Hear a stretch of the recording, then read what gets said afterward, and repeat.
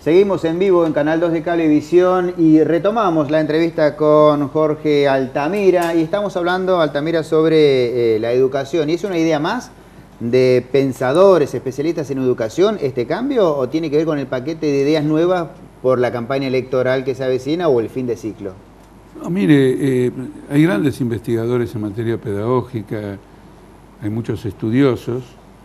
El problema es que no entienden la problemática social. Están viviendo en un mundo artificial. Si usted no resuelve los problemas sociales, no puede injertar, introducir, desarrollar ningún gran diseño pedagógico. Es el divino botón. Los chicos tienen que comer. Las familias tienen que tener un cierto orden y colaborar con la formación de los niños. Entonces, ¿qué pasa? Cada uno se luce, cobra un sueldo alto por lucirse y forman un cuadro general de charlatanerismo en los cuales yo discierno ideas.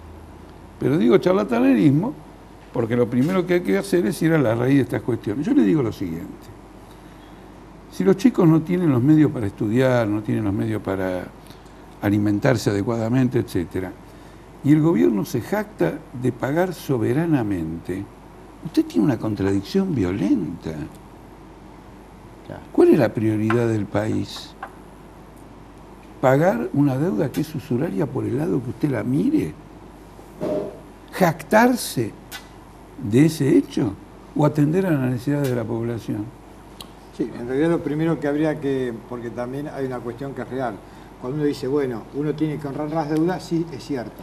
Lo que habría que ver es esta deuda, si es tal, y cuál es la verdadera deuda que generó la Argentina. Por supuesto, porque, a ver, cualquiera se da cuenta que no voy a postular que se preste dinero con la intención de estafar al que te lo prestó.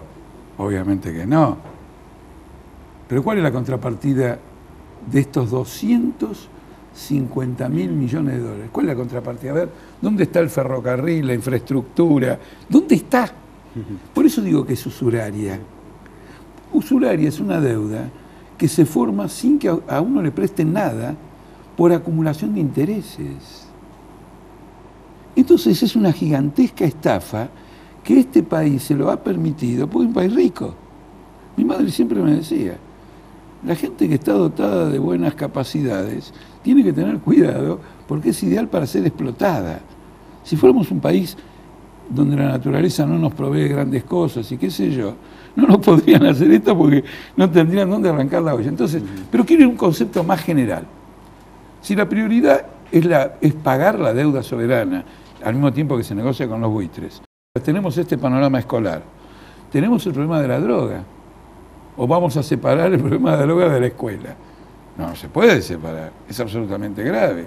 Tenemos el entrelazamiento de los aparatos de seguridad con el crimen organizado o con los narcotraficantes, que todos los días leemos en el diario, de jefe de policía o de comisario. La prioridad de Argentina es jactarse del pago de una deuda soberana. ¿Y cuál sería el camino para salir de este atolladero, digamos? Bueno, tiene que haber un cambio en la base económica del país. Es decir, mire, le voy a decir algo más sobre la deuda. ¿Cuánto tienen los extranjeros de la deuda externa? El 40%. El otro 60% está en la llamada burguesía nacional. De modo que cuando uno dice Argentina pagará, está mintiendo. Una parte de la Argentina, la mayoría, los trabajadores pagarán, y una parte minoritaria de la Argentina cobrará. Los bancos tienen títulos. Usted vio que el otro día el Banco Central le dijo que se tienen que deshacer de títulos, que sí que los tienen. En enero de este año los obligó a deshacerse de mayor cantidad de títulos, pero con el premio de la devaluación. Es decir, que lo compraron a 4 y lo vendieron a 8.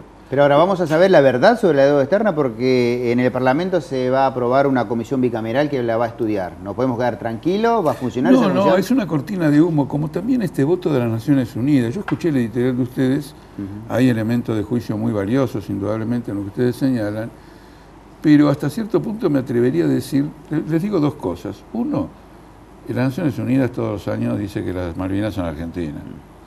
Después empezó a decir que no eran argentinas, sino que teníamos que discutir la soberanía, que el otro no quería sentarse. Ya eso no es lo mismo, porque si yo soy soberano, venía a darme las islas, no venga a discutir qué hacemos con las islas. Son gestos completamente hipócritas para engañar a la población mundial. Por otro lado, ha habido una gigantesca crisis mundial y en este momento en todos los lugares del mundo se está discutiendo qué hacer con los problemas de las crisis. ¿Qué quiero decir? Los estados rescatan a los bancos que entran en crisis. Entonces se está discutiendo ahora, como la plata de los estados se acabó, leyes de quiebras para manejar este y lo otro. Ahora se discute con los estados. Fenómeno. Están obligados a discutir porque es un sistema que se viene abajo. Quieren cambiar regulaciones para salvar al sistema, no cambiar el propio sistema. Y en esa discusión, algún día discutirán este tema. Ahora le voy a decir dos cosas. Mientras tanto hay que pagar la griesa. Las Naciones Unidas nos dijo, muy bien que Argentina no le pague a griesa. Le dijo, muy bien, Argentina, vamos a discutir en la próxima década, fenómeno. Pero no dijo que no le paguemos a griesa. Este es el primer punto. Segundo punto, a nosotros nos conviene que haya un cuadro regulatorio internacional. Cuidado, se lo digo con toda seriedad. Nosotros somos un país soberano. ¿Por qué no vamos a someter a una regulación internacional? Va a ser una regulación internacional que van a decidir los países, la mayoría de los países que no forman parte de las grandes potencias. No, la van a decidir las grandes potencias. ¿Por qué tengo que dar a las Naciones Unidas cederle la soberanía a la hora de manejar las relaciones comerciales y financieras de la Argentina?